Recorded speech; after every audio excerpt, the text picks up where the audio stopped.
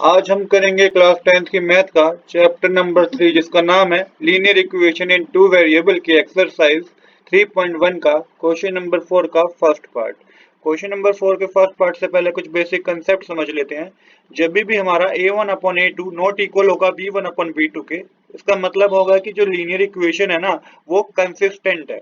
Same इसी तरीके से जब a1 अपॉन a2 इक्वल होगा b1 अपॉन b2 के बट c1 अपॉन c2 के नॉट इक्वल होगा, इसका मतलब हमारी linear pair of linear equation inconsistent है। और थर्ड केस में है अगर हमारे तीनों पेयर इक्वल होंगे, मतलब कि a upon two a1 upon में a upon two b1 upon में b2 और c1 अपॉन में c2, ये तीनों हमारे इक्वल होंगे, इसका मतलब होता है कि लीनियर पेयर जो है हमारे लीनियर इक्वेशन है जो हमारी वो कंसिस्टेंट है। इन तीनों केस को आप याद रखिएगा क्योंकि हमें आगे इसके बेसिस पे ही क्वेश्चन को करना है। तो क्वेश्चन नंबर 4 का फर्स्ट पार्ट मैंने ऑलरेडी नोट कर रखा है। क्वेश्चन में हमें बता रखा है which of the following pair of linear equation are consistent or inconsistent, if consistent obtain the solution graphically। आपको इक्वेशन गिवन है, आपको बताना है कि pair of linear equation consistent है कि इनकंसिस्टेंट है, और अगर कंसिस्टेंट है तो आपको उसको ग्राफ पे भी दिखाना है। चलिए अब सबसे पहले शुरू करते हैं अपने आज के पहले अपने फर्स्ट क्वेश्चन को। तो सबसे पहले दो इक्वेशन गिवन है आपको, इक्वेशन 1 और इक्वेशन 2। इक्वेशन 1 में आप a1 1 है हमारा, b1 1 है और c1 -5 है, ये आप इक्वेशन में से पता कर लेंगे। सेम इक्वेशन 2 में a2 हमारा 2 है, b2 भी 2 है और c2 हमारा -10 है। तो इस तरीके से हमने a1 b1 c1 a2 b2 और c2 पता कर लिए। अब यहाँ पे क्वेश्चन जरूर आएगा आपके दिमाग में कि c1 तो 5 गिवन है, मैंने -5 क्यों लिख दिया।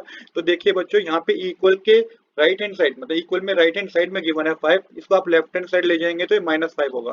सेम इसी तरीके से सेकंड इक्वेशन में 10 जो है राइट हैंड साइड गिवन है, आप इसको लेफ्ट हैंड साइड ले जाएंगे तो ये -10 होगा। अब यहाँ पे a1 अपॉन a2 करेंगे तो ये 1 अपॉन 2 आएगा, b1 अपॉन b2 भी 1 अपॉन 2 आएगा और c1 अपॉन c2 भी जब आप करेंगे डिवाइड तो ये भी 1 अपॉन 2 आएगा। इसका मतलब हमारा a1 upon a2 b1 upon b2 और c1 अपॉन c2 तीनों इक्वल है। तो इसका मतलब हमारा जो लीनियर इक्वेशन है वो क्या है, कंसिस्टेंट है। अब जब लीनियर इक्वेशन हमारी कंसिस्टेंट है तो अब ग्राफ भी बनेगा, क्योंकि कंसिस्टेंट वाले में हमें ग्राफ बनाना है, इनकंसिस्टेंट वाले में हमें ग्राफ नहीं बनाना। तो ग्राफ के लिए सबसे पहले आपको पॉइंट्स पता करने होंगे। तो पहली इक्वेशन है x प्लस वाई इक्वल 5। यहाँ पे सबसे पहले आप x की जगह 0 पुट कीजिएगा। जब आप x की जगह 0 पुट करेंगे तो y की वैल्यू आपके पास 5 आएगी। सेम इसी इक्वेशन में आप y की जगह 0 पुट कीजिएगा। जब आप y की जगह 0 पुट करेंगे तो x की वैल्यू 5 आएगी। अब सेकंड इक्वेशन में सेम ही चीज आपको करनी है। तो सेकंड इक्वेशन में अब आप x की जगह 0 पुट कीजिएगा तो आपके पास ये 2 मल्टीप्लाई 0 प्लस 2y इक्वल 10 होगा।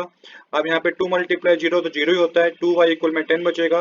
2 मल्टीप्लाई में तो लेफ्ट हैंड साइड जाके राइट हैंड साइड जाके डिवाइड हो जाएगा, तो डिवाइड करके y की वैल्यू 5 आएगी। इसके बाद यहाँ पे भी आप y की वैल्यू 0 पुट कीजिएगा। जब आप y की वैल्यू 0 पुट करेंगे तो यहाँ पे 2x इक्वल 10 बचेगा। मल्टीप्लाई में तो राइट हैंड साइड जाके डिवाइड हो जाएगा, तो x की वैल्यू 5 आएगी।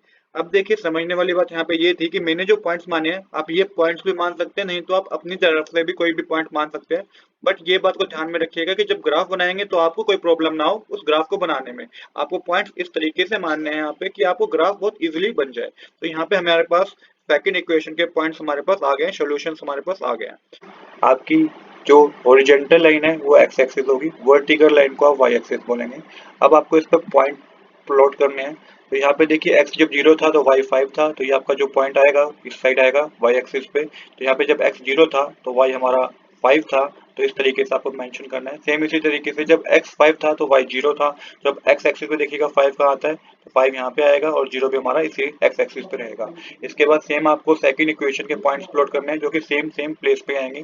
तो आपकी जो लाइन बनेगी वो इस तरीके से बनेगी, आपको इस तरीके से लाइन मेंशन करनी है। तो ये आपका ग्राफ आपका बन गया है। जब भी हमारे पेयर ऑफ लीनियर इक्वेशन क्या होंगे, कंसिस्टेंट होंगे, तो आपको ग्राफ जरूर बना के दिखाना है।